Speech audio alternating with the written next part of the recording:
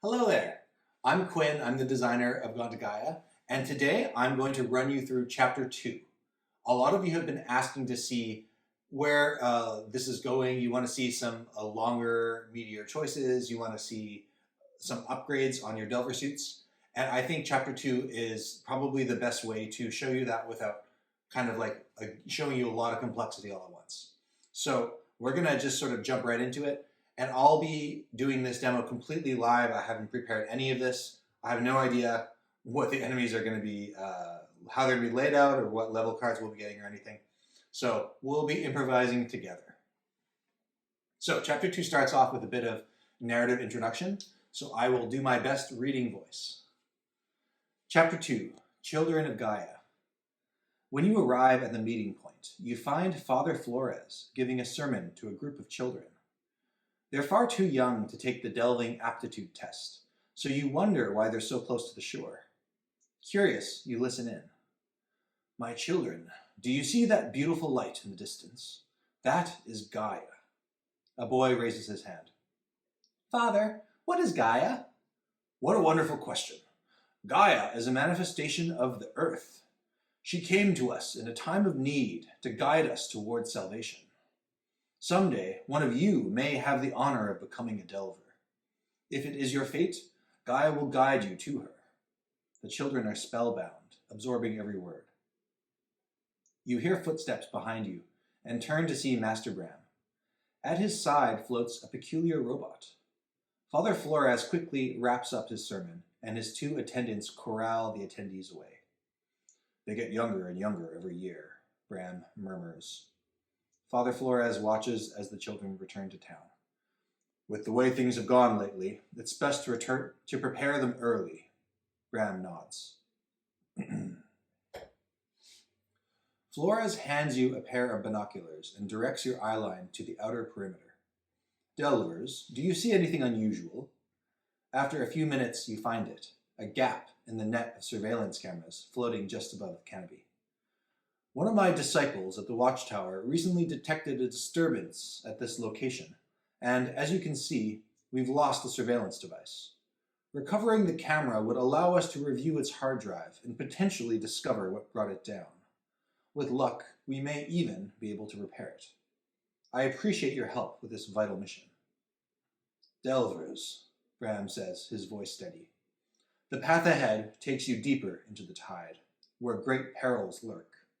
From now on, you won't go alone. He draws your attention to the squat, humming machine at his side. This is Witness. He's useless in a fight, but he'll haul your gear for you.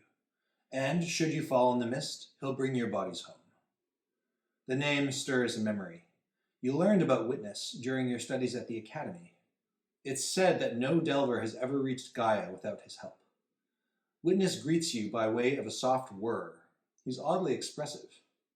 Chin up, Delvers, Master Bram adds with a grin. And remember, if things get dicey, there is no shame in turning back. You don your Delver suits and descend into the mist. Witness follows behind in silence, your new companion on the long road ahead. Collectively gain the card Curio 1, as well as the Witness the Robot Mini. So, this is where we'll use the Unlockables box. You'll use it pretty frequently in the campaign. And so we need to gain the Witness, the Robot Mini, which I don't have the real Mini yet, so I'm using this cute little guy.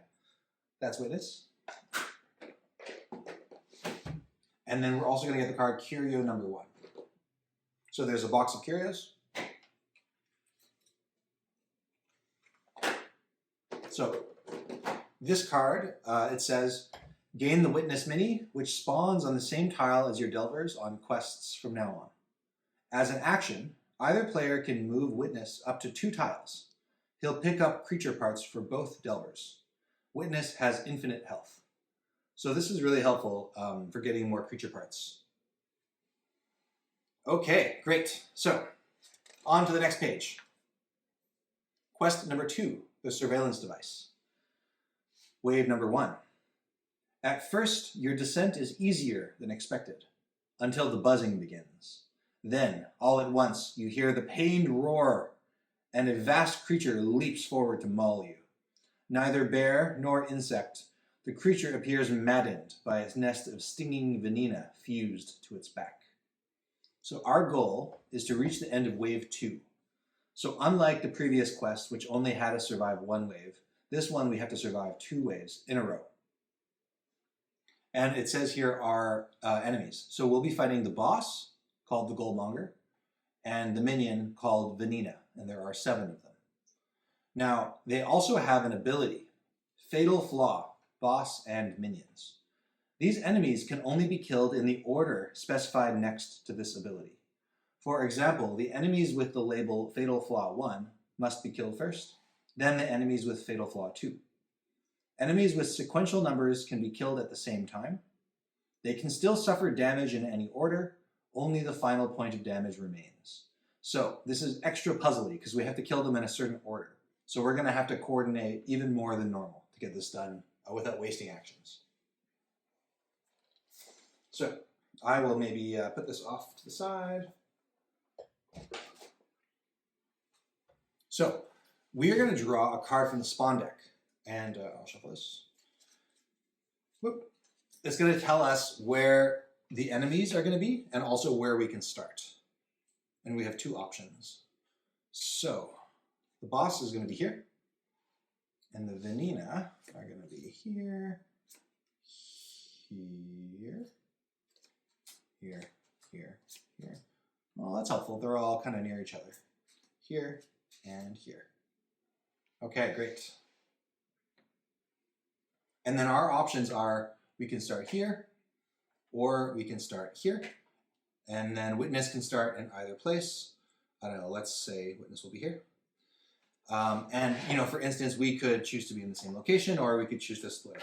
It's really up to us. So something we have to decide is who we're going to be, because you can see that we actually have 2 options now. Both players have 2 options for heroes. So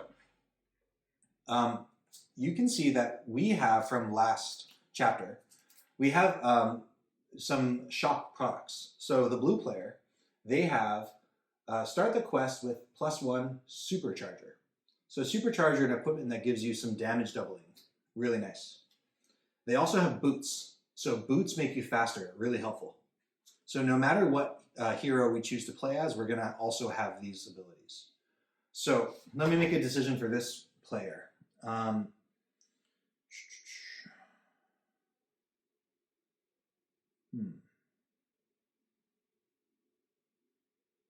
Okay, I'm going to try the new character. And the main reason is actually because I want to show you like a different character than you've seen in previous videos. But also I think she works pretty well here. So she's going to start off with a grenade, which is a light attack, a sword, which is a medium attack, and a supercharger.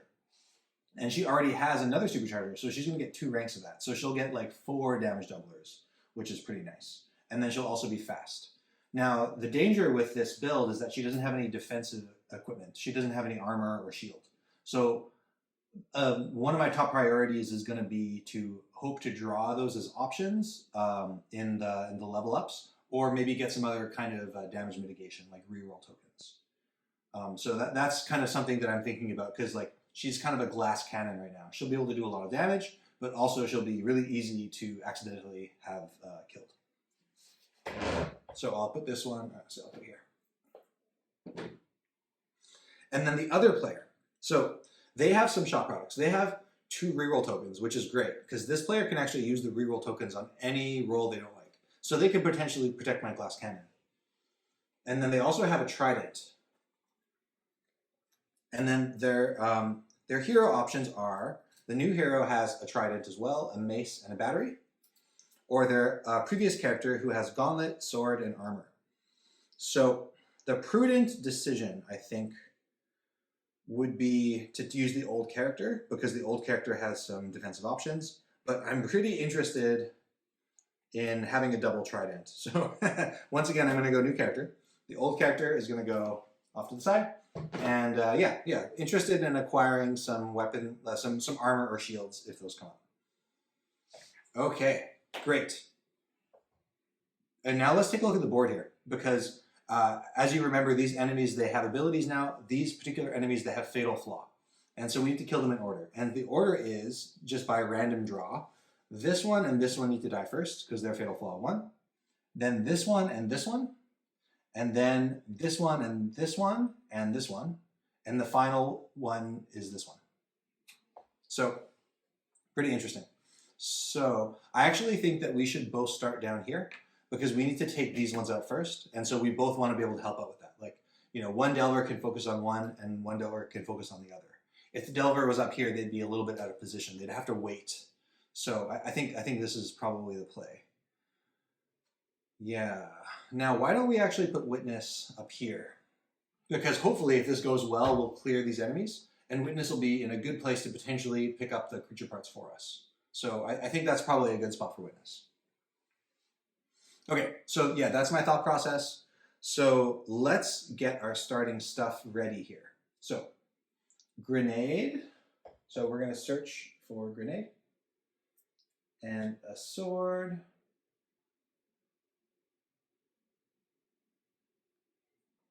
And a supercharger. And then an additional supercharger and boots. Great. So boots are passive. It says immediately set your movement to 2. So I'll do that. We have supercharger, which they both say immediately. So we're going to roll the die twice, one at a time. So first one, I rolled a 1. So I get 2 times light damage tokens, which is actually quite good because I have a light damage token, a light damage attack. So these go here. And then I'm going to do it again because I have another rank of supercharger. And I rolled a 2, so that's interesting. So now I get 2 medium damage doublers. Also useful because I also have medium damage attack. So that's actually super lucky. Good start. And then I'll put back rank 1. Because you only really have one of each item on the board. You put the older ones at the back of the deck. Great. Okay, so now my other player here is going to get a trident and then another trident. So I'll take the rank 2 trident. So I'll put rank 1 in the back.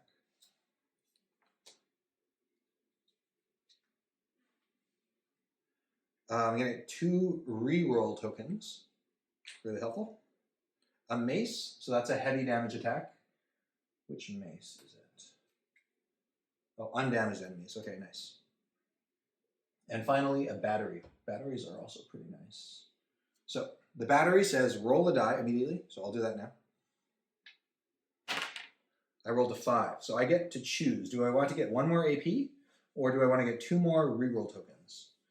That's a tough choice. Because I already have 2 reroll tokens, I think I'm going to choose 1 more AP. And that's because I'm now going to have 2 extra actions.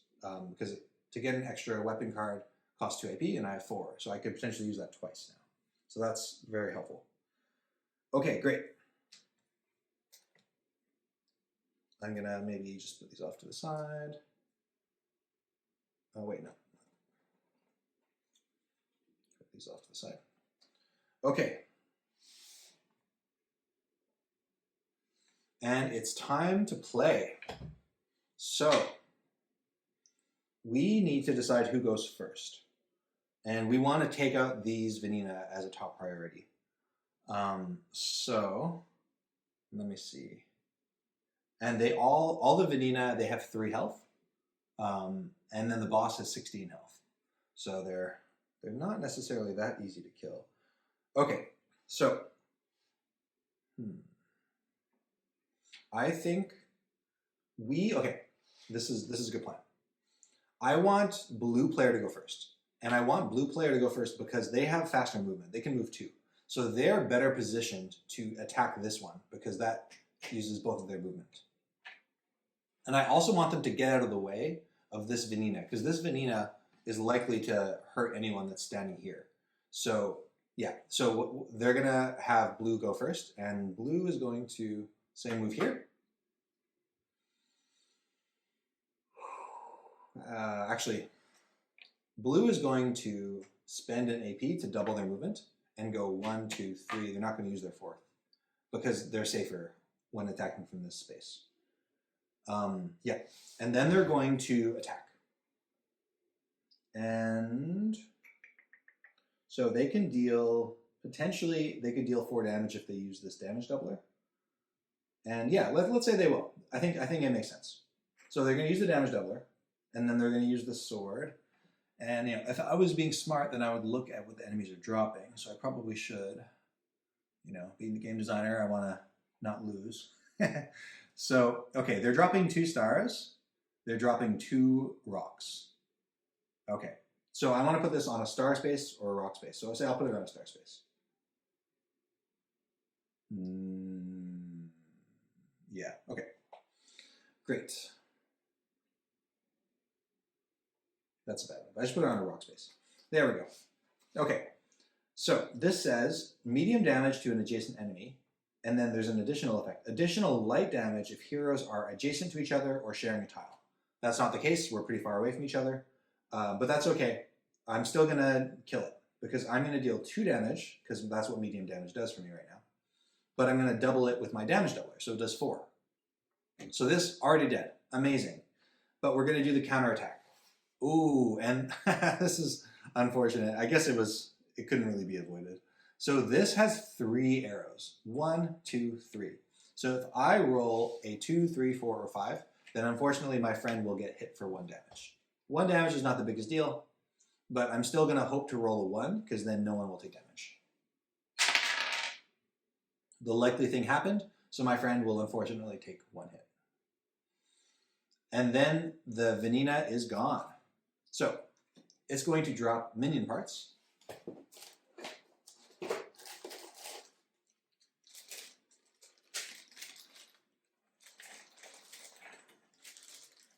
Okay. Bam. And we're both going to gain a rock and a fire. That's helpful.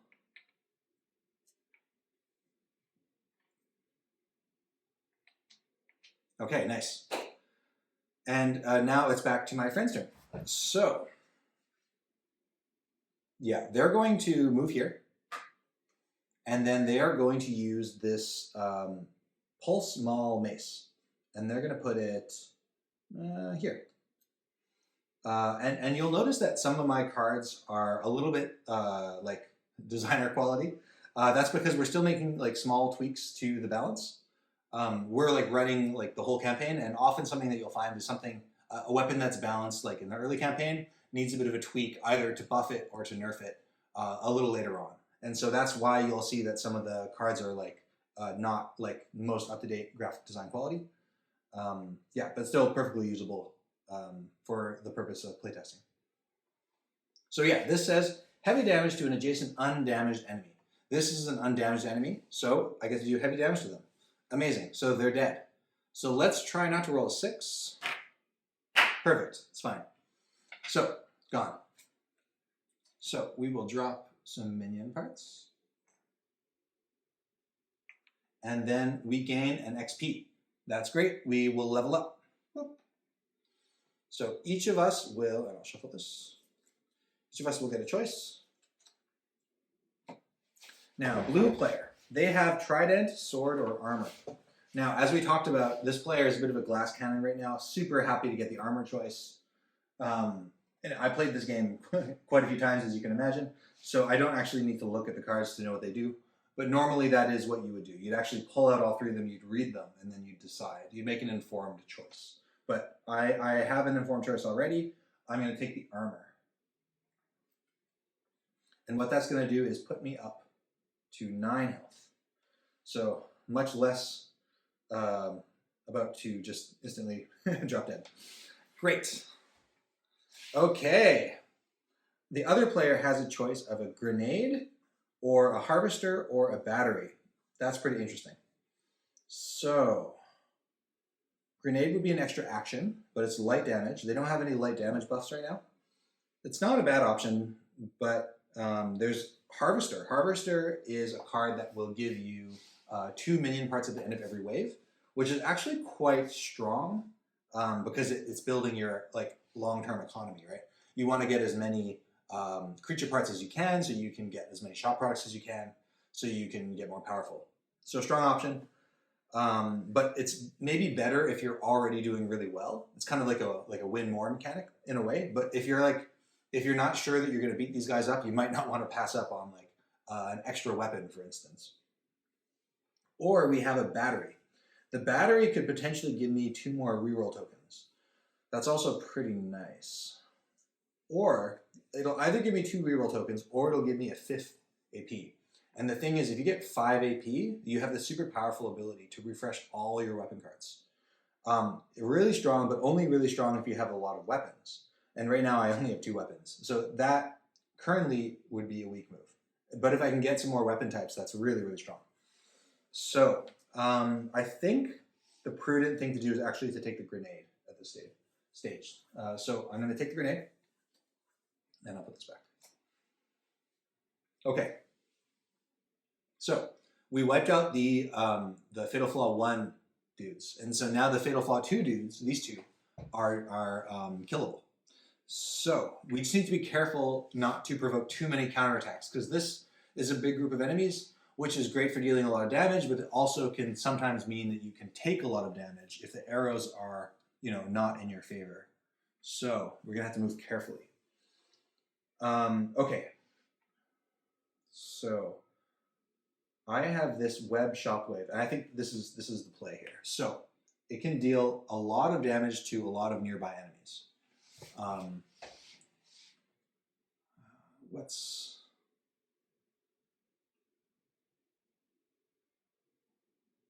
That could be pretty cool.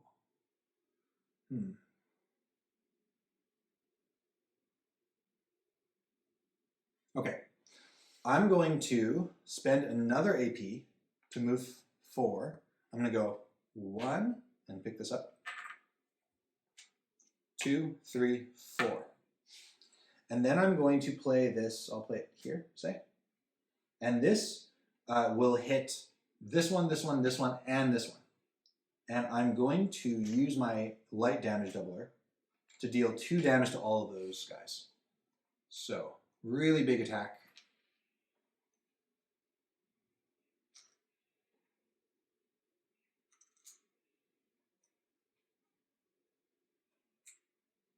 Okay, great.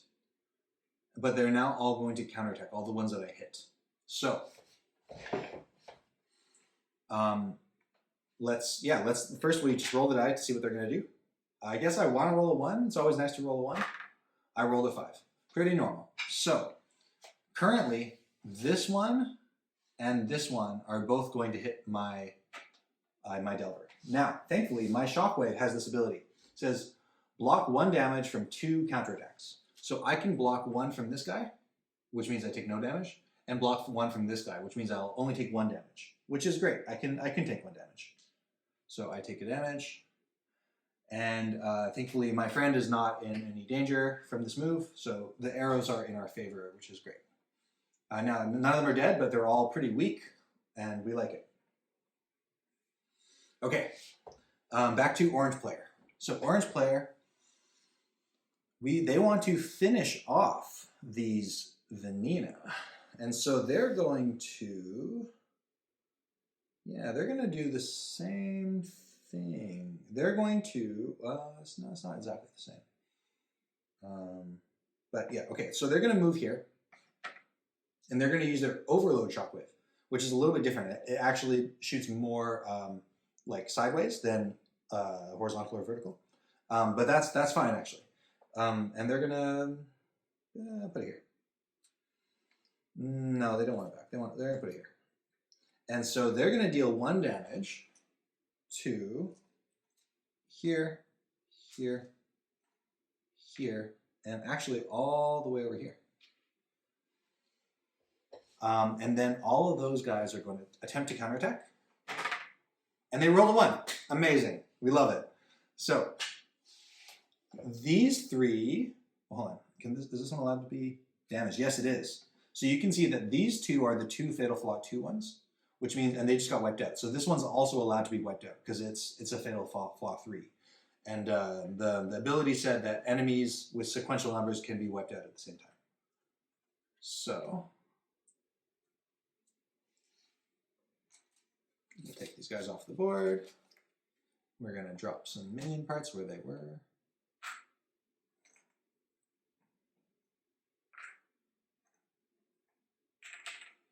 And then this will give us an XP. This will give us a water and a star. So we both get a water and a star. And this is good because we're running out of actions here pretty quick. Water, star.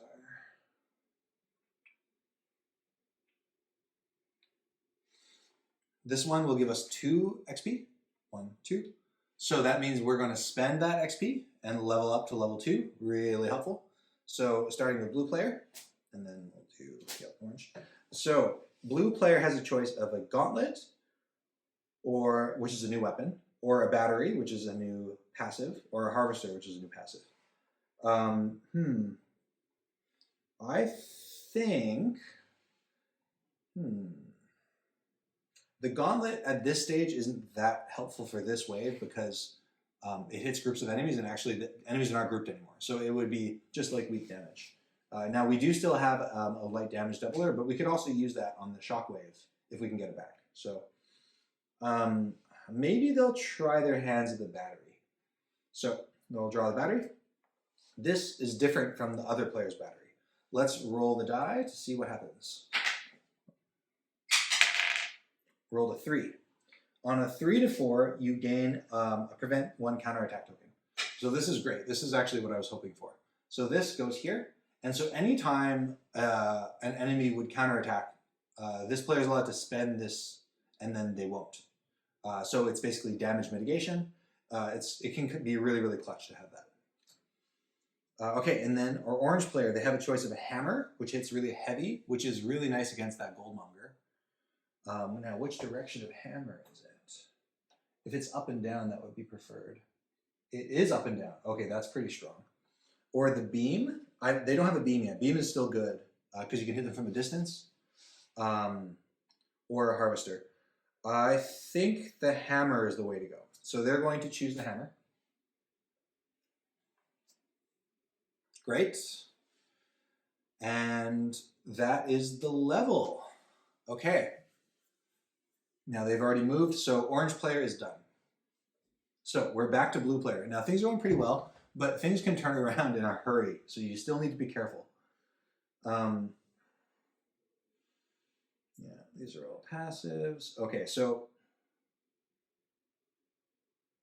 yeah, this is tough. So this player actually has to pass because this player has used both of their weapons. These are all passive abilities, and they only have 1 AP left. So was I playing the best? Probably not. Should I have taken a weapon here?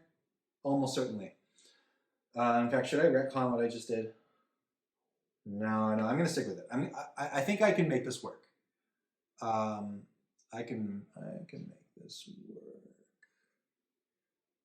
Yeah, it's fine. They're going to be back in, but for now they have to be passed.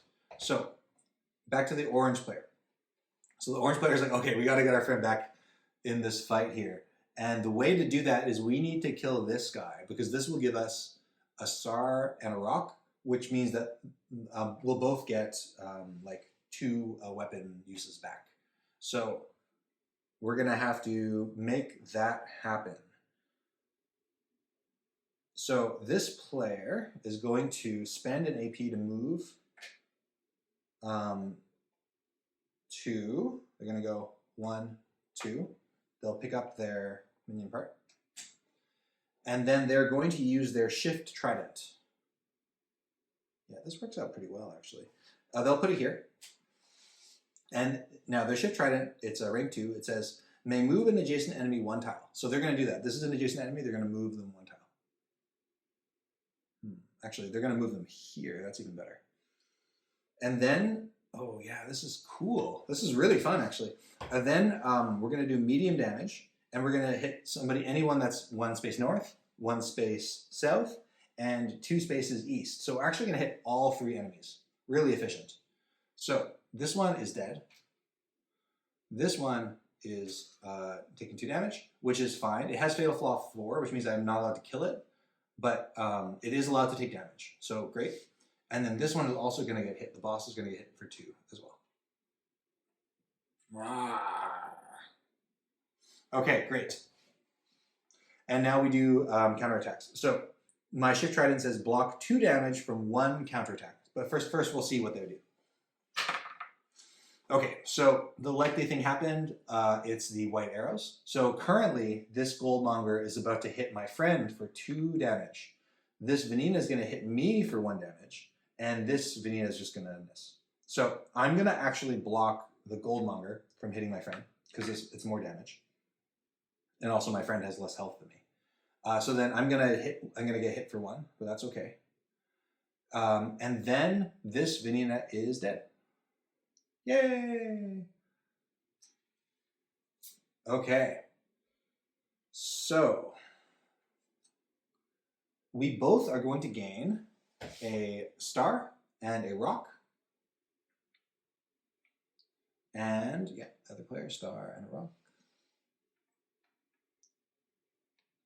And then whether you like it or not, you must refresh any weapons that have both elements above their slot. So that happens for both, which we really do like. And that also means that this player can unpass. They can be back in the game. And so here, also same thing. I get to refresh both of these weapons. And things are not looking as dire as they were even just 1 turn ago. Okay, great. We'll pretend that was good planning. It was not, but it could have been. All right, so it's back to the blue player.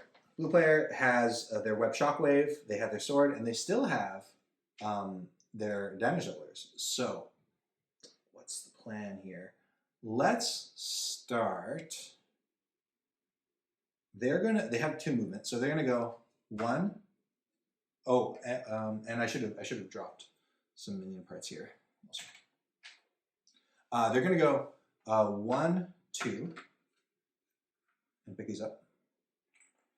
And then they're going to use their web shockwave, and they're not going to damage. Yeah, you know what? They'll double the damage. Why not? They'll put it here, and they'll spend this to double the damage. So this one's going to die. This one's going to take 2 damage. And then we'll roll for counterattacks. Oh yeah, I'll just remind myself that was dead. I'll roll for counterattacks. I guess I want to roll a 1 or a 6. Did not. So I can block 1 damage from 2 counterattacks. So I can block both of these guys.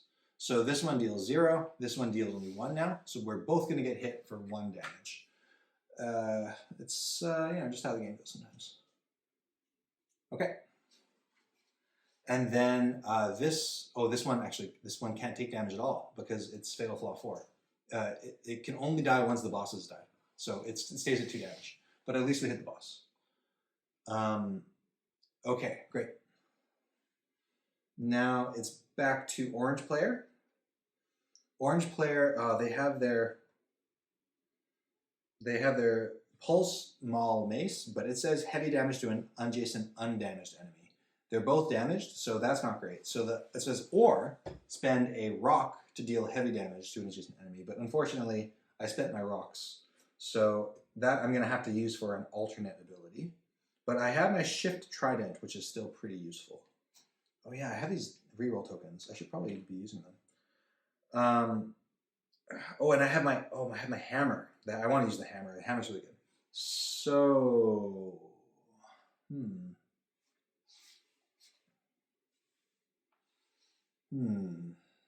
Okay, the hammer's good, but maybe I should use something else first.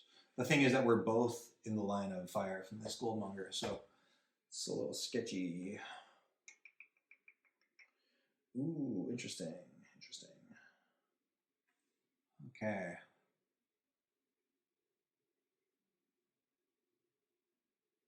Okay. I think I'm going to just move here and use the shift trident, and I'll put it here, say. I can move the enemy. That's interesting.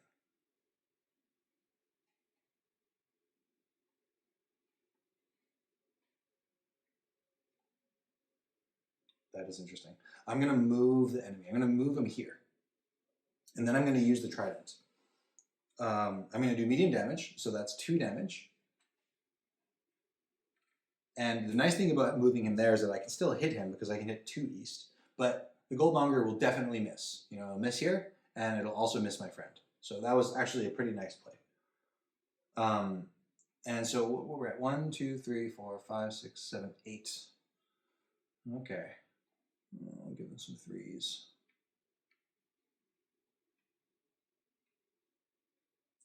That is 16 health, so it's half damage. I think we're probably going to get him. Okay, so I moved and I attacked. It's back to the blue player. Blue player wants to hit him with a sword for sure. So I'm gonna just have 2 movements. So I'm gonna go 1, 2 and pick this up. Efficient use of my movement. I'm gonna use my yeah. I'll wait. I'm gonna use my sword and put it, I don't know, here. No, here. It says medium damage. Oh, this is perfect. Medium damage to an adjacent enemy. So 4 damage because I'm going to spend this to double my damage. Okay, and then additional light damage if heroes are adjacent to each other or sharing a tile. And we are adjacent because diagonals are adjacent. So I get to do an extra damage to him as well. So that's nice. So 9, 10, 11, 12, 13. Only needs 3 more damage and Goldmonger is down.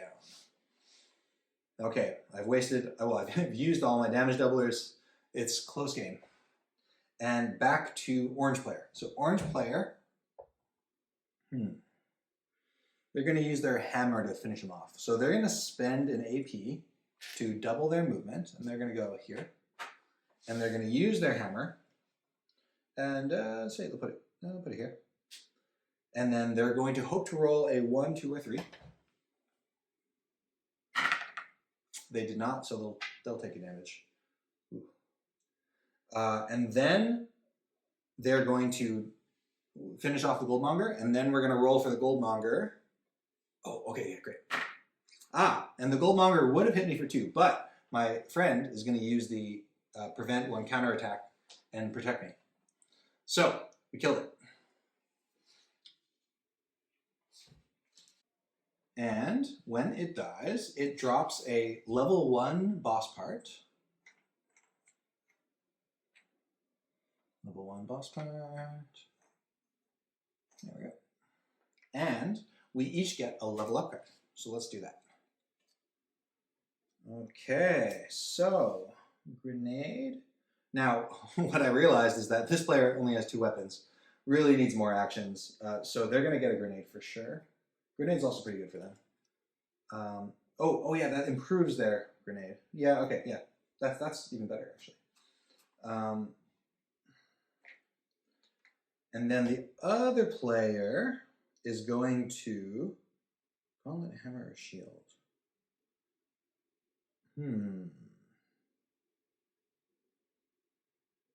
Maybe they're going to get a shield. Yeah, let's get a shield. A shield is something that you're often not excited to get it at the moment, but then later on you're really happy to have it. So yeah, they're getting a shield. Okay. And now it is orange player's turn. No, orange player just took out the boss. It is blue player's turn. Blue player, what do they want to do? Well, so we really want to finish off this final Vanina, because if we don't, at the end we'll take 1 damage. It also means that, we will have less minion parts we'll be able to pick up if we don't finish it off. And it's almost done. So, but once again, we have this issue where this player doesn't have any actions. And so they have to pass, and this is probably going to be like the final pass for them. Yeah. Okay, that's fine. That's fine. So they pass back to orange player. Orange player still has at least 2 moves left. So,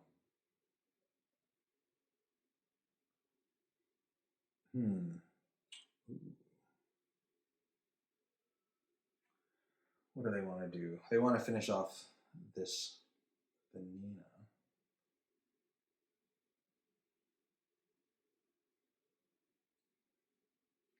Okay, they're going to use 2 AP to refresh this trident, and then they're going to use it. I'll put it here. And they're going to just move here and then poke that guy. So he's dead. Because I have block 2 damage from one counterattack, we'll just block the counterattack so we don't even have to roll. And then the creature is dead. We drop some minion parts and we gain an XP. Nice. We cleared the board. Back to you. You're still passed. Back to orange player.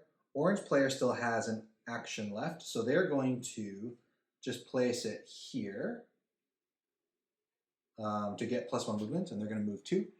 And then they're going to go... Oh, no, they're not going to use +1 movement. They're going to move witness.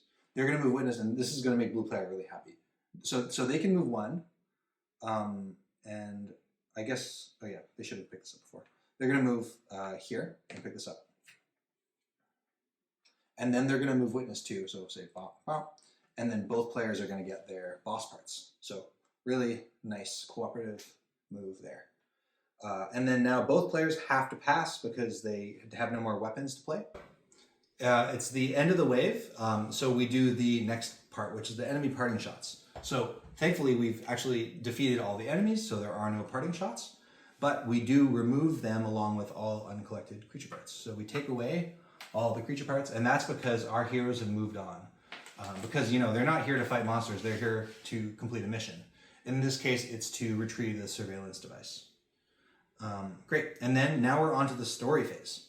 So this is where you refresh spent consumables. So that's what these are. We'll put them all back.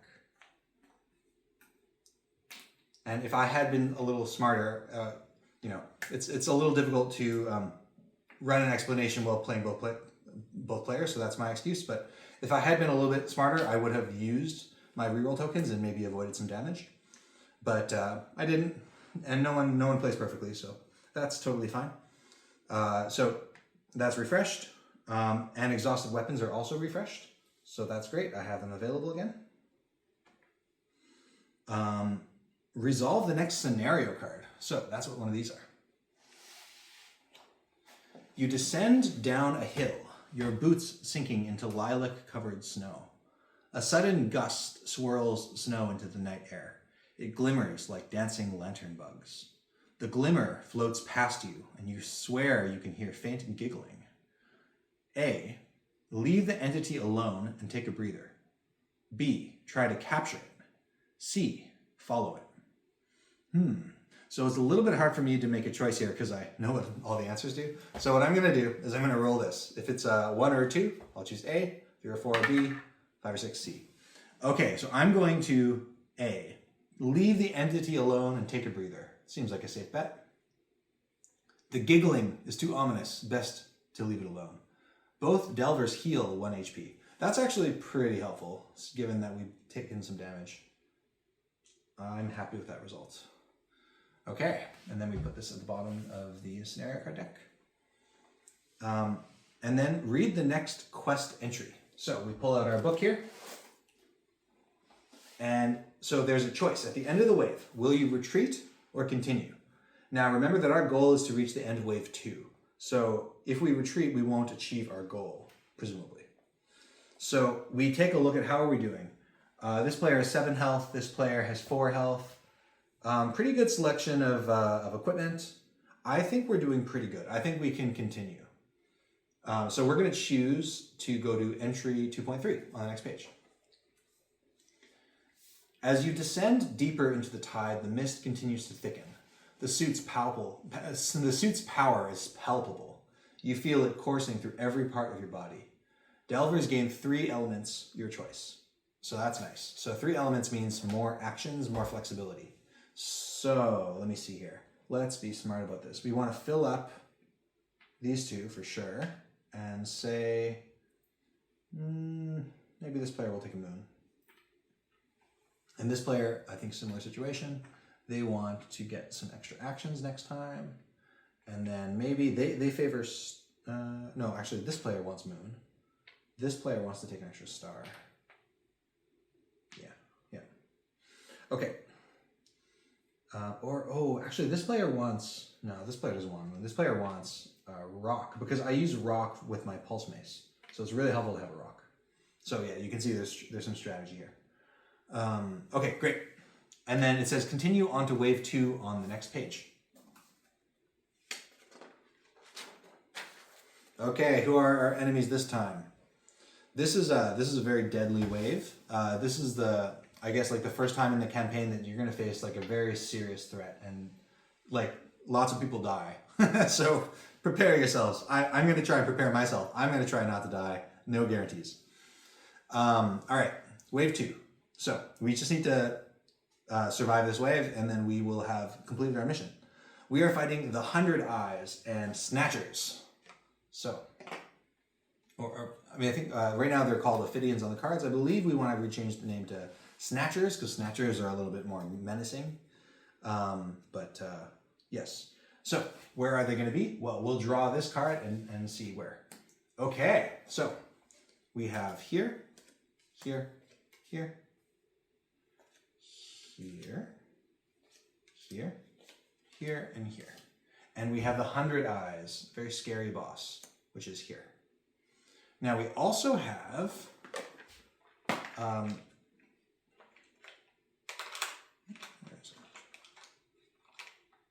I don't have it in here. But this is a circuit token. Pretend this looks like a circuit. Oh, no, it's here. This is the circuit token. It will, obviously, this is an actual battery, but your copy will have a real circuity looking token. Great. And we don't know what that is, but it's good for the Delvers if they pick it up. And you'll find out what it does later. So, these enemies have a different ability. So they don't have Fatal Flaw. Instead, they have Rotates, Boss, and Minions. These enemies rotate their card 90 degrees clockwise after attempting to counterattack. So you hit them, then they attempt to counterattack, and then they go whoop. And then the puzzle is changed. Right now there are different arrows pointing at you. So you can't use the same trick with these guys. They're tricky like that. Okay, and you'll notice they're also much tougher. So the minions, they all have 6 health, and then the 100 Eyes has 24 health. And the other thing that we have to decide is where we start. So we have 2 options. We could be here, or we could be here, the circuit token is supposed to be here. These are our 2 options. Okay, so important decision. Who is going first? So the one that hits hardest is the blue player. It would be really great if they could take out some guys. Now this one only does 4 damage, so it won't actually wipe out anyone with 1 hit. This one does 4 damage as well, because it's 2 times light and we can double it. And is there a good spot? This is actually not a bad spot. Yeah, so why don't we have you guys switch? Yeah, you can stay there. And then blue player's gonna go first. I think that's a good plan. Okay, so blue player is going to use their good movement, and they're gonna go here. And then they're gonna use their web shockwave, and they're gonna put it, say, here, so it gets refreshed. And then they're going to do their 2 times light damage, and they're gonna double it. So they're gonna do 4 light damage, and they're gonna hit bam, bam, bam, bam, bam. Nice. So.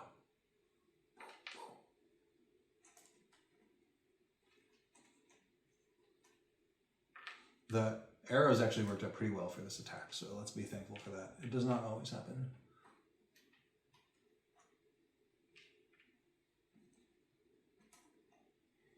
Okay, great. So now we'll roll for counterattacks, and I really don't want to roll a 6. If I roll a 6, I'm definitely re-rolling it. Oh, perfect. No counterattacks. So they all rotate. Whoop, whoop. So our luck about the arrows is no longer true. Now I'm in a lot of danger if I attack from there. Because, yeah, these are all pointing at me. And then, actually, they're also pointing at my friend. So yeah, things got much worse. And now it's back to orange player. So how can orange player not kill us? Okay, so we have this shift trident that allows us to move an enemy. It does medium damage to potentially multiple enemies, and it also lets us block 2 damage from a single counterattack. So that's perfect because it'll let us kill some guys. So I think the play is to maybe just move 1. Yeah, okay. Let's just be cautious here. I'm gonna move 1. Not gonna do anything crazy. I'm gonna say, put it here. No, I want it back. I'm gonna put it here. Let's get the fire back. And then I'm going to not move the enemies, and I'm just gonna hit these 2. A smaller number of enemies with less counterattacks sounds good to me. So they're both gonna die.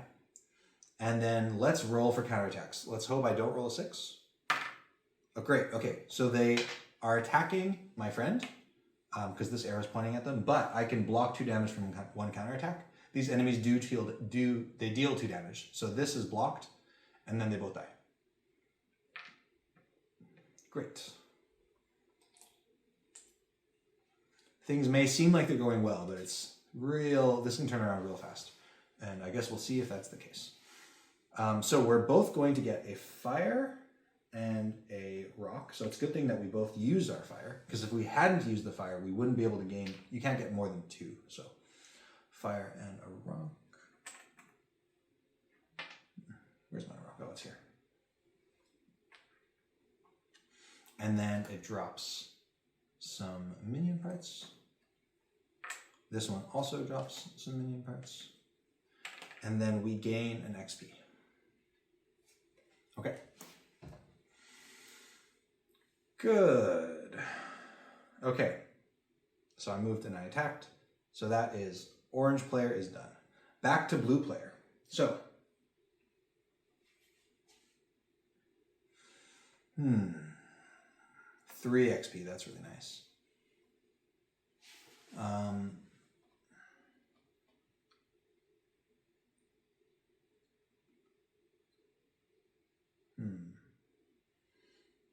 What should we do? This is actually a pretty good spot still. Okay, so this player is going to use the web shockwave, and they're not going to double it. They're just going to put it here and have it refresh. It's going to block 2 damage from 2 counterattacks. That's great.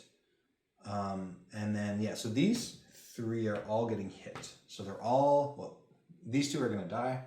So I'll just remove the damage. This one is going to take 2 damage. It's the boss, so it's not going to die, of course. And let's roll for counterattacks. Okay, so this one would hit me, but we're just going to block it. So that's great. And then Dunzos. Okay.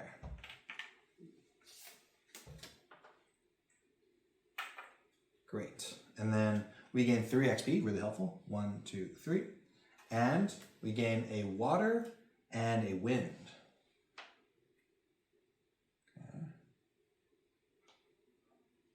Okay. Oh, I can't get water, unfortunately. I'll get a wind.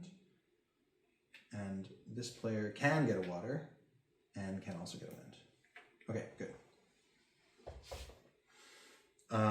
This is going pretty well. This one rotates. Okay. And I can move still because I haven't moved yet. So I'm going to, maybe I'll just double my movement to move 4. And I'll go 1, 2, 3, 4. Pick up some stuff. Nice. All right, back to orange player. Orange player is not interested in taking down the 100 eyes. That's too much health right now. We need, right, we get to level up. So we're gonna do that. We're gonna spend 5 XP, whoop, level 3. So start with blue player. Beam, sword, or armor? Interesting, interesting. Ooh, I wanna upgrade sword. Super fun. Sword is going to rank 2, and it's refreshed, so I can just use it right away. So sword now hits for 2 times medium damage. Really nice, because I still have my damage doublers, so I can make that 4. So this is how we can potentially take down that 100 eyes. With our DPS has improved dramatically. And then our other player, they have a beam or a supercharger or a harvester. Honestly, they're all really strong options. I'm particularly interested in the supercharger because I want more damage output. So let's try our luck with this roll here. And I have a reroll if I don't like the result. 4. 1 of each. That's actually great. That's perfect. So I'm not going to reroll that. I'm just going to take 1 light, 1 medium, and 1 heavy damage doubler.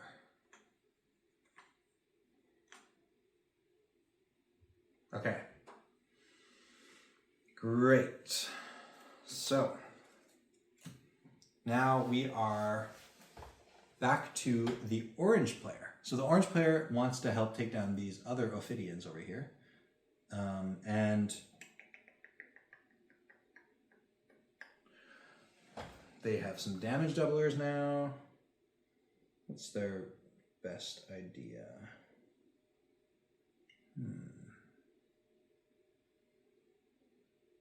They could do 4 damage. That could be okay. Ooh, I could also. I want to save my heavy damage. Oh, actually, this is already damaged. So no. Here's the plan.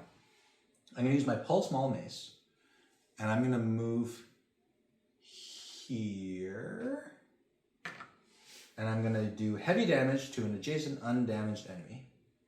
I'll put it here, and I'm gonna use my damage doubler to finish him off. So it's a little bit of wasted damage, but whatever. Dead. And then roll for counterattacks. Hope I don't roll a 6. It's fine. Pretty lucky this game. This one is dead. We get some minion parts. We get a rock and a water. Okay, I'm going to pretend I was smart. I'm going to pretend I put it here. Actually, it doesn't matter. Either way, it's going to be bad for me. So I'm going to get a rock and a water, but I can't get the rock because I couldn't play in both places. This player gets a rock and water. They have been much smarter. So, water and a rock. Great. Oh, it was here. Okay, good. At least I have these rocks for my pulse mace. So I should not use those. I should save those. Yeah, that's a good plan. Okay, now, I think I've already moved, so yeah. Back to blue. Blue player wants to finish off these Ophidians, and this is a pretty good spot. So they're gonna go just 1. Pick this up. What does it do? Who knows? And then we are going to use, probably the sword to do 4 damage. I could double it. Let's double it. Yeah, let's double it. So hard to say. Yeah, okay, whatever. I'm gonna put it here. Refresh.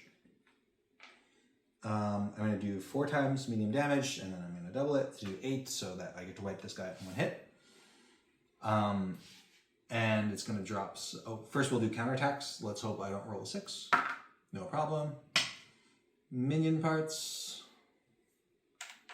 We roll a 1d6 for XP, so really hoping for a high roll here, and if we don't, we're going to use our reroll token.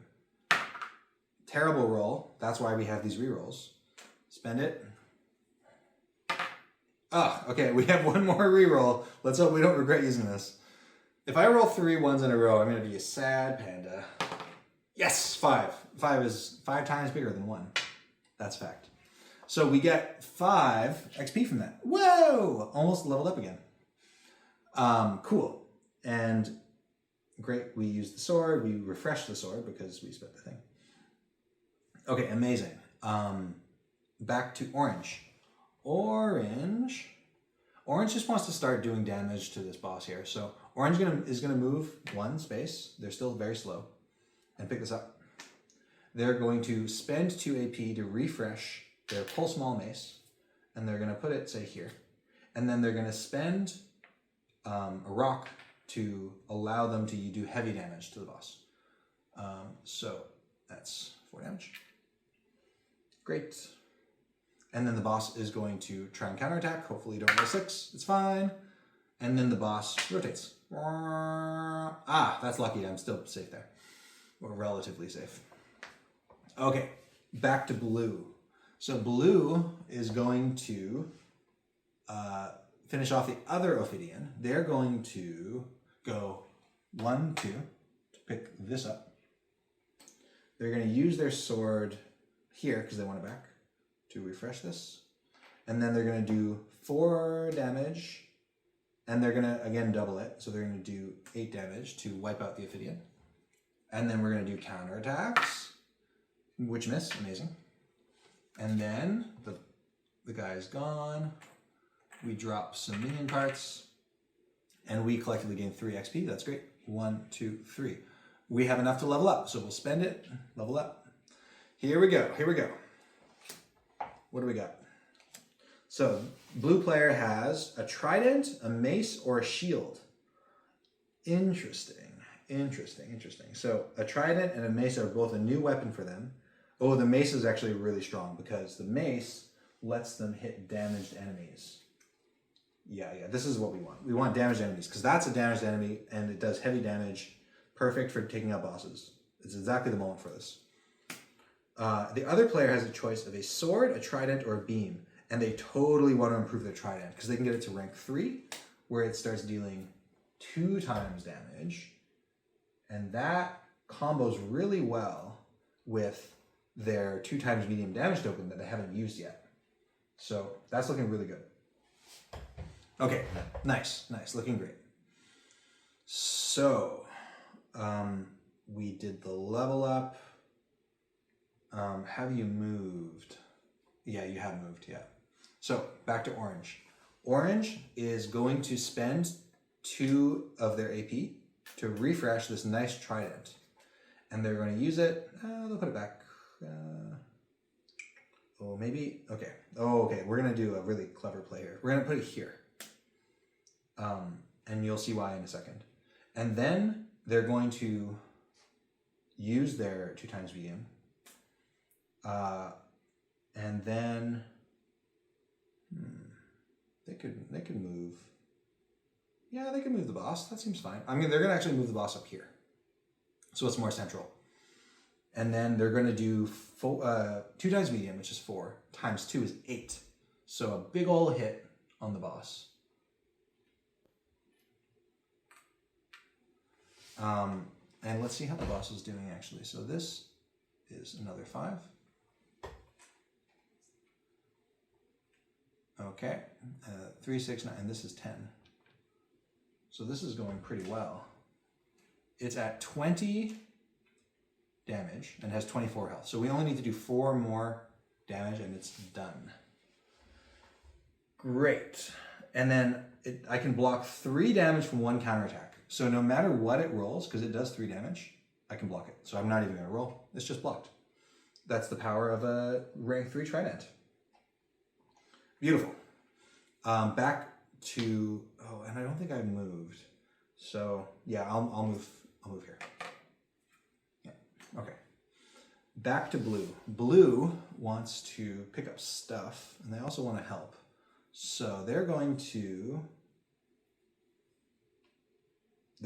use, yeah, they can finish it off with the pulse maul mace. Okay, they're just gonna go 1, 2. They're gonna use pulse maul mace, so I'll put it here. So they can deal heavy damage to an adjacent damaged enemy, which this is. So it's dead. Let's roll for counterattacks. Let's not roll 6, that would suck. Hey, it's great. Perfect luck. And it's dead. Not as scary as I made it out to be this particular run through. It drops a level 2 boss part. Okay. Level 2 boss part.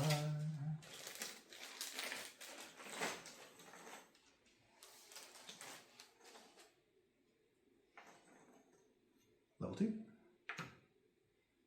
And do. Good. And we get a level up again. Woo! Okay. So we have, this player can choose to choose a hammer or boots or a shield. Let me see here. Hammer, boots, or shield. They want boots because they want to pick up as much stuff as possible. So they're going to go for boots. So they're even faster now because now they're at 3 movement. Speedy Gonzalez over here. Great. This player, gauntlet, sword, or armor.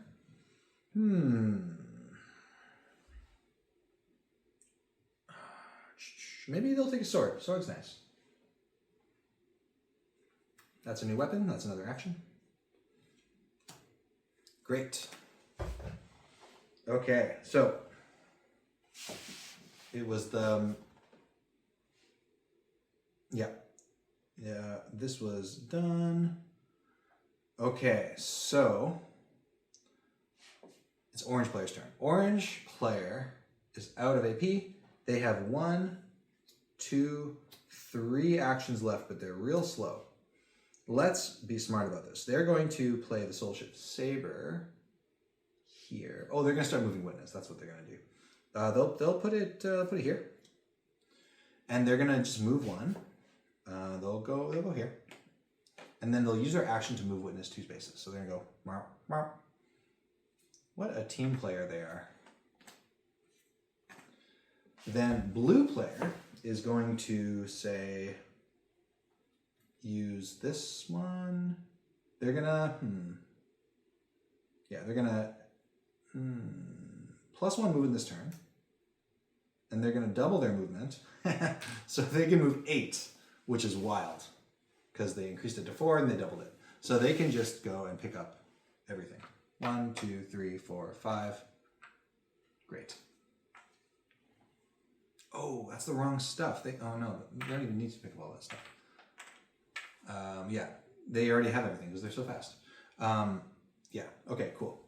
Now back to this player. This player is going to say use their hammer.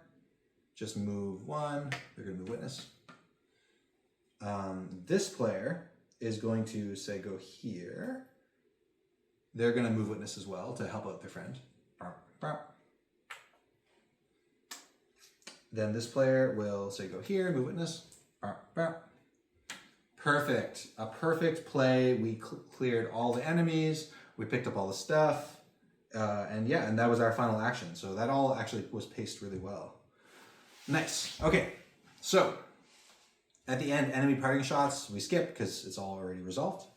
Story phase. Refresh everything. Resolve the next scenario card. Okay. So yeah, let's refresh.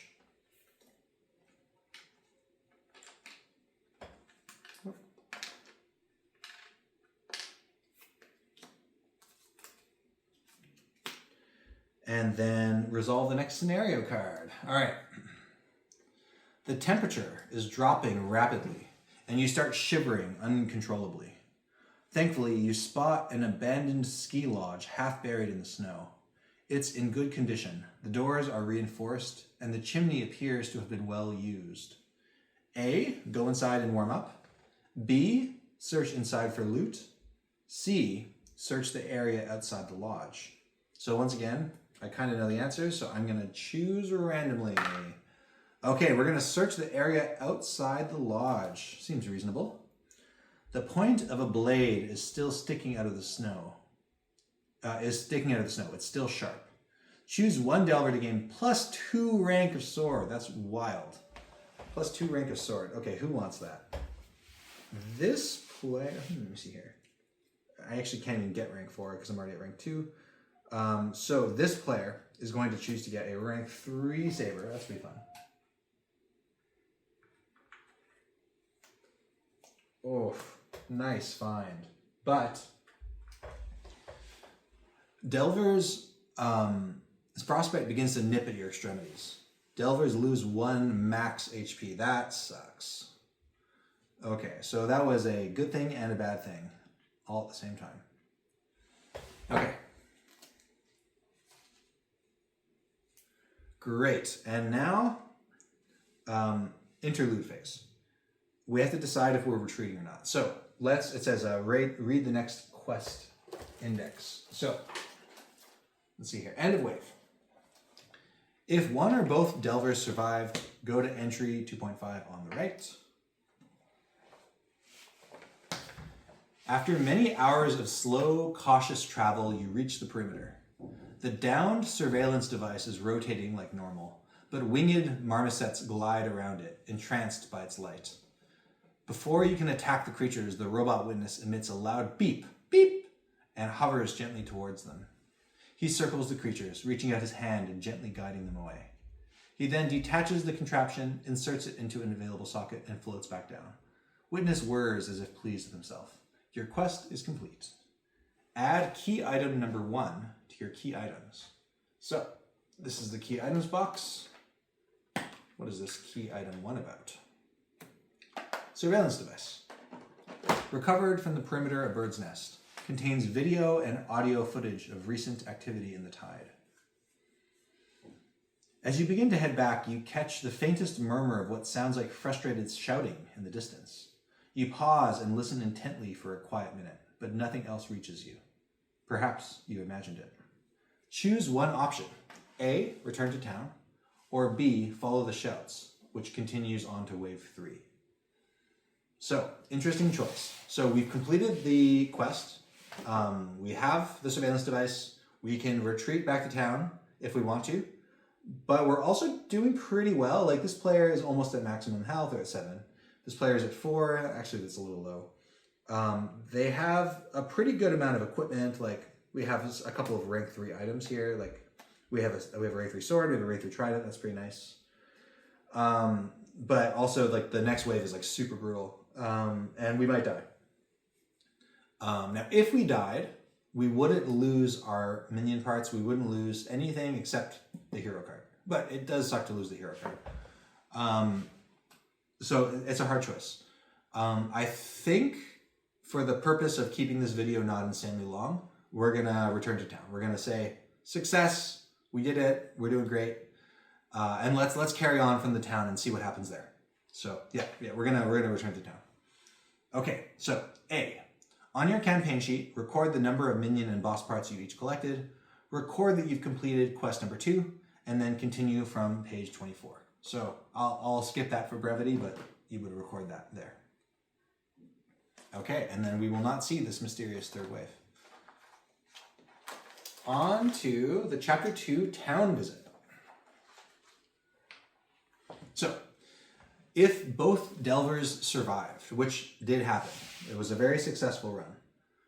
As you step up onto the docks, you nearly stumble from fatigue, but Nurse Elena catches your arm. "Thank Gaia you're alive," Elena exclaims, fumbling with her first aid kit. "I'm here to patch you up." You wonder where Dr. Ira is, but seeing the strained look on Elena's face, you decide not to mention it. As if reading your mind, she says, "Sorry, you'll have to make do with me this time. Now, stay still." "Oh no, I did it again!" While enduring Elena's subpar treatment, you notice smoke rising behind a haphazard collection of ancient stone buildings. Suddenly, a cry rings out in the early morning air. A startled Nurse Elena drops her supplies, and you look into the distance. The Delver's watchtower is completely engulfed in flames. Without another thought, you rush towards the fire as screams fill the air. And then there's some conditions for if one Delver had died or both Delvers had died. We will skip that. The burned watchtower. As you approach the crowd that has grown around the watchtower, intense flames burst out and the old structure begins to crumble into itself. It is clear that the fire had started burning inside the tower long before the alarms were set off. The crowd scatters and watches solemnly as the tower comes down, pieces flying off the cliff and disappearing into the mist. You quickly join the townsfolk in putting out the fire. Hours later, you spot Master Bram surveying the damage and join him. "Only 2 townsfolk are unaccounted for, the Brass siblings. Vera was on guard duty, and we assume her brother Elias was up late doing research. I have to believe they're still alive. If you manage to find anything, any clue as to what may have caused this, I'd appreciate the help." Thank Gaia that Dr. Ira was awake to sound the alarm. He hands you a photo. Add key item number 6 to your key items. So we have a clue.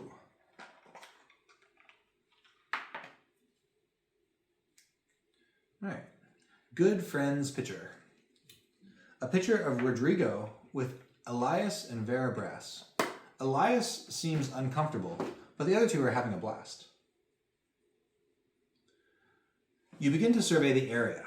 Nearby, you watch as Dr. Ira and her attendants set up triage for the injured. Not far off, you notice Father Flores surrounded by his followers, heads bowed in prayer. Concerned townsfolk approach him to receive his blessings. He attends each one before approaching you with a pained smile. What a grim way to start your journey, Delvers. Yet, you must remain strong in moments like this. The people of Bird's Nest depend on the Delvers in more ways than you can imagine. You tell Father Flores that you've been tasked with finding any clues on what caused the fire. At this, he frowns slightly, but quickly replaces it with a kind smile. But of course, my child. I fear the fire may have consumed everything, but I have full faith that if there's anything to be found, you will do so. You begin your search of the watchtower ruins, still warm from the heat of the fire. Choose one option. A. You see a glint of something reflective off in the distance and decide to investigate the rubble strewn about the perimeter. This grants wisdom. Or B. You smell something acrid originating near the base of the tower and decide to identify its source. Grants knowledge. Or C. Talk to Dr. Ira. Grants knowledge. So let's do it random. Whoop. 5. Talk to Dr. Ira. Dr. Ira is applying a bandage to a burned arm when you approach her. Her hair is disheveled and her clothing is ripped in various places. When she sees you, she runs a hand through her matted hair, as if trying to make herself look more presentable. You thank her for being the first to sound the alarm and ask her why she was awake at such a late hour. I normally wouldn't have been, she replies. I had made some late-night comms, and I decided to take a walk. I heard a scream near the tower, and 2 figures were running towards the shore. She trails off, perhaps still shaken up. She takes a deep breath and continues. I wanted to follow them, but then I saw the smoke billowing out and decided to raise the alarm instead. Add key item number 5 to your key items.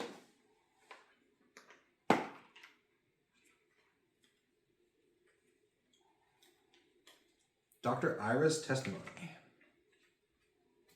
So these have clues on them. What do clues do? I guess we'll see. So it just testifies what we just read. Exhausted, you take the day off to recover. The following morning, you decide to take a tour around town. Collectively gain 2 damage tokens. These represent the total number of locations you can visit this chapter. The book will tell you when to spend them. And there are 3 options. So, do we want to visit the academy, check out the library, or head to the machinist? So, let's see here. First off, let's do what we've been doing so far. Let's decide randomly. Okay, first we're going to head to the machinist. Continue from page 35.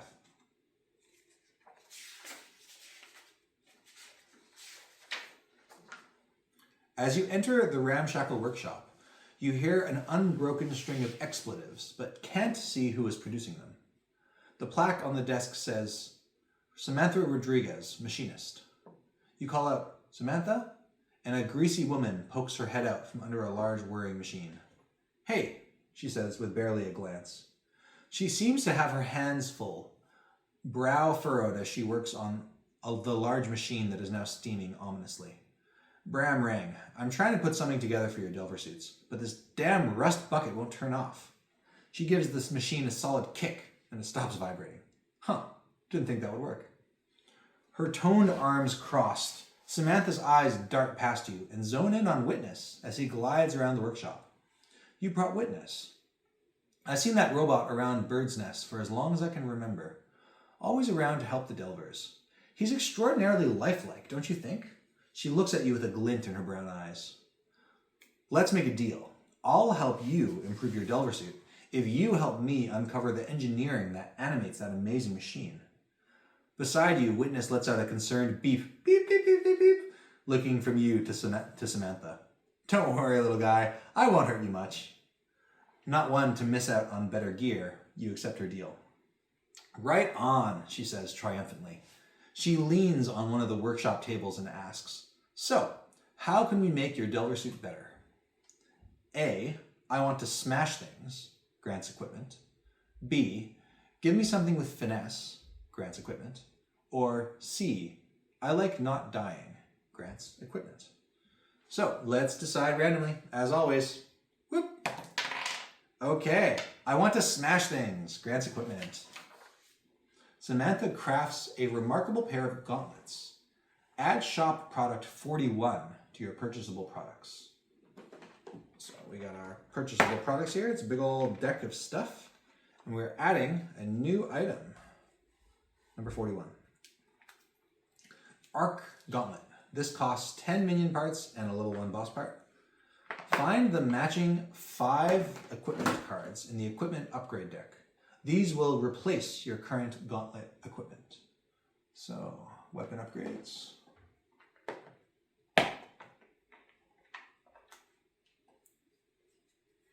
I always love grabbing stuff from the unlockables box. It feels exciting.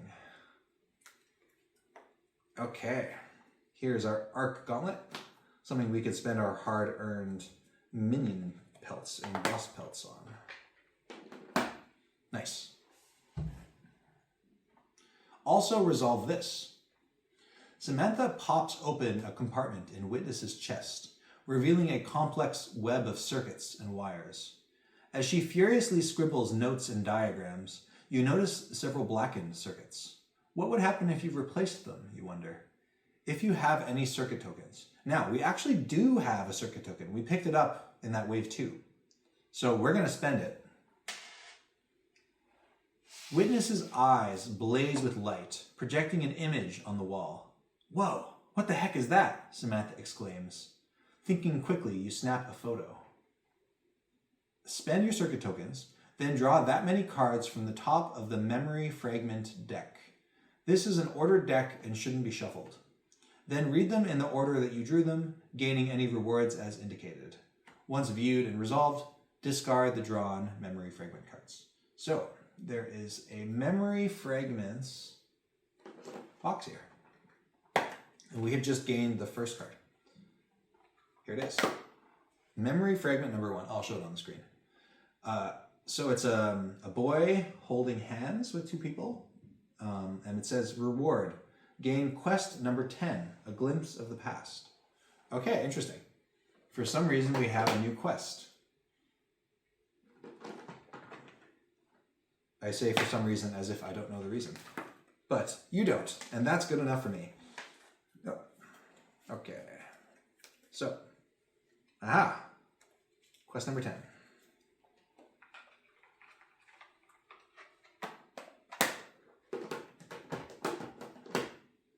A glimpse of the past. Difficulty 2 of 3. After inserting a circuit into Witness, he seems to want you to follow him into the tide. This is highly unusual. Goal: follow Witness somewhere, wave 3. Known rewards for completing, ? Pretty mysterious. So that would go in our open quests. And then it says, also do this, discard 1 damage token. So we'll do that. If you have 1 damage token remaining, continue to page 29 and visit a different location. So let's go back to page 29. And we'll make another choice. So once again, let's choose randomly. Oh, that's not valid. We were already there. Okay, we're going to check out the library. Who doesn't love the library?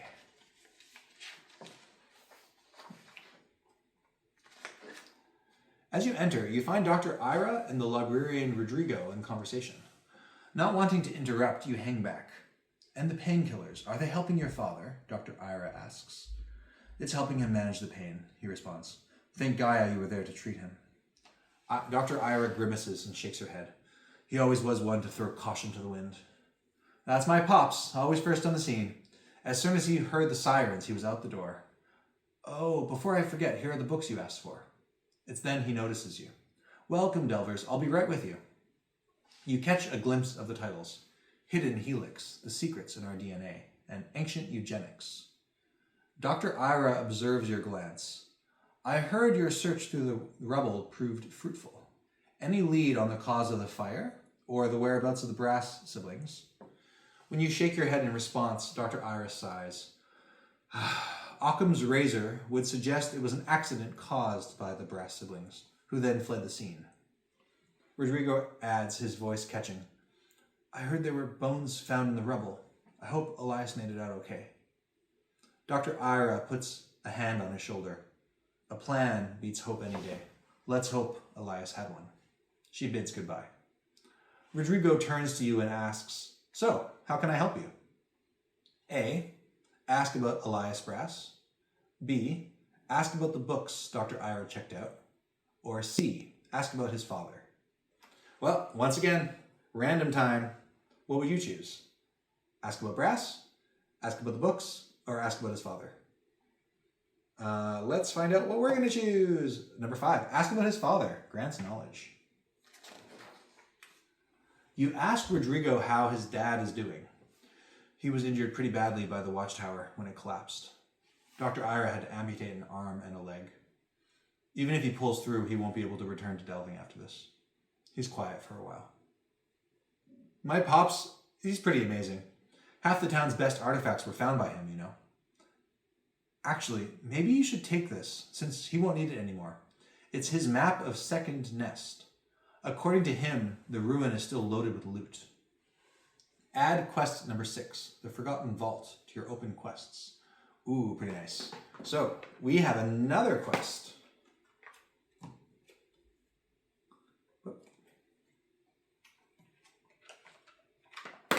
Okay.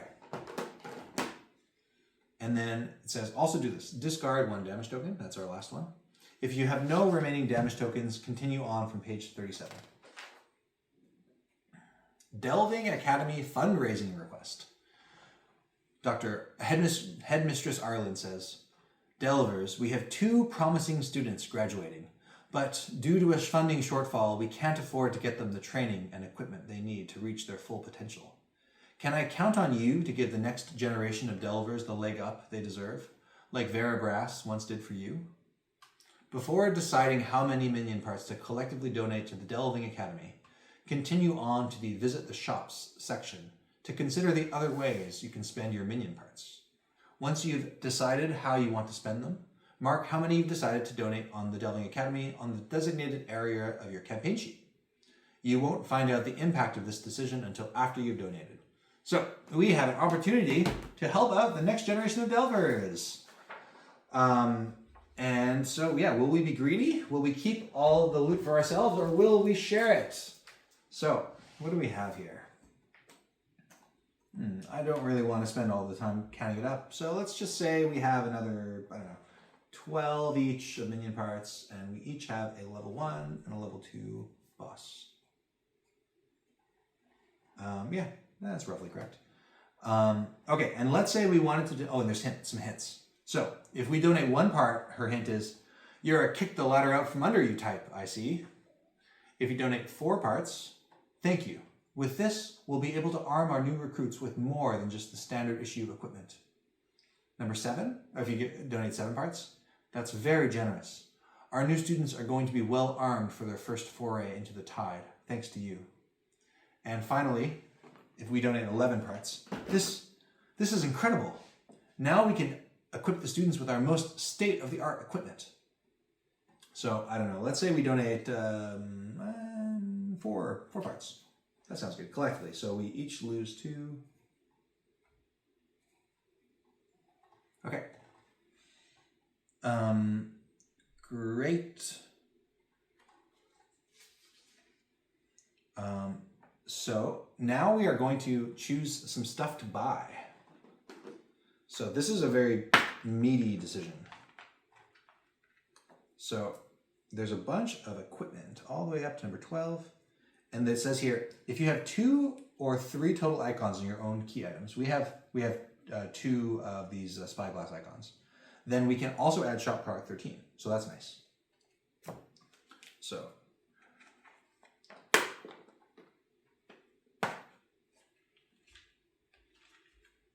Yeah, okay.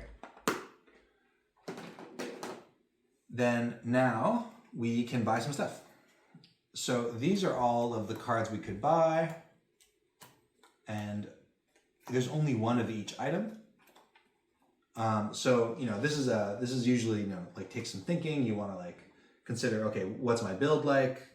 What's the other player interested in? You have a discussion, and then you spend your cards. I won't do that because I want to keep this this video pacey. But yeah, that's how that works. Then, after choosing how much to donate, continue to the next page. Meet the new recruits. Disciple of the Mind gets hero number 5. Disciple of the Soul/Body gets hero number 6. I say Soul/Body because we're changing the name to Soul, but some of the old, some of the printed stuff still says Body, so we're using both the names right now. Okay, here are the new Delvers. And then, based on how much we donated, we're going to be able to make modifications to this sheet here. So, we are going to add an OS sticker to 1, or, well, it says sticker, but it's no longer a sticker because it's not a legacy game anymore. But we're going to add an OS to 1 slot, and we're going to add a battery to the other slot. So the players would discuss who wants the battery and who wants the OS. So, I'll just say OS rank 1, and the other player will say battery rank 1. And this is something that you have access to for the whole rest of the campaign. So permanent progression. Nice. And we have our new Delvers. Okay, final bit. Before finishing your work for the day, you stop by Father Flores' office to drop off the surveillance device. Gaia's blessings upon you. What with all the chaos from the fire, I confess that I'd forgotten completely. Discard key item number 1. So he has confiscated our surveillance camera that we found. Okay. A day later, you're resting at home when your comms device lights up. It's Master Bram. Delvers, I regret to inform you that Father Flores did not find any new relevant information from the surveillance device. However, one of our other Delvers uncovered tracks near the tower leading into the tide. They appear to match Vera Brass's Delver suit. Add quest number 5, the Rogue Delver, to your open quests. So, we have a third potential quest we could do. Rogue Delver. It's not in here. Oh, I must have put it somewhere else. But yeah. Okay. And if you've already discovered quest number 5, which we haven't, we would gain a Circin token. And then on your campaign sheet, check off that you've completed Chapter 2's town visit. So we check it off. And that is the end of Chapter 2. So at the end of Chapter 2, that all went pretty well, the town stuff. We have 3 quests that we could go on next time. And next time in the next chapter, we'll have a chance to go on 2 of them. And we'll choose which 2. Now, you could only choose to do 1 of them, but like personally, I would do 2 because I want to see more story. I want to get more powers. So yeah, it's just a question of which 2 of the 3. Now you've seen like a lot more of kind of like what like a full chapter looks like, multiple waves. We only saw 2 waves. We could have done a third, but you can see even 2 waves is like, it's a very meaty experience. The enemies, they start throwing tricks at you, there's real risk in this game. Like we had a pretty lucky run actually, and we made some pretty good decisions. But like a lot of players, struggle in that second wave. And that's very much intended. We want this game to be difficult, to be challenging, and to sometimes kill your Delvers. So thank you so much for watching the video. If you liked it, please give a thumbs up or subscribe. I can't believe I'm doing the YouTuber thing. If you have any comments or questions, please add them and I'll get right back to you. And thank you so much for supporting the campaign. It means everything to me. So bye.